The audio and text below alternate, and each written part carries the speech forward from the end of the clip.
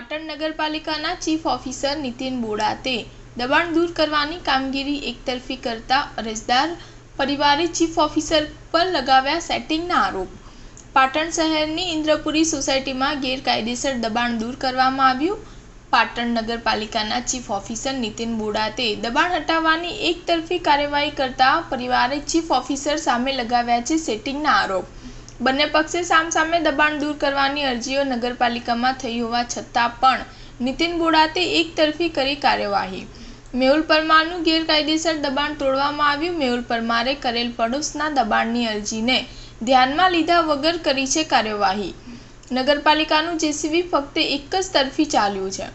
Chief officer બંનેના ગેરકાયદેસર દબાણ તોડે, ફક્ત મારું એકલાનું જ કેમ? મકાન માલિક ચીફ ઓફિસર અમારી અરજીનો ન્યાય નહીં આપે તો પરિવાર સાથે કરીશું આત્મવિલોપન। મેહુલ પરમાર।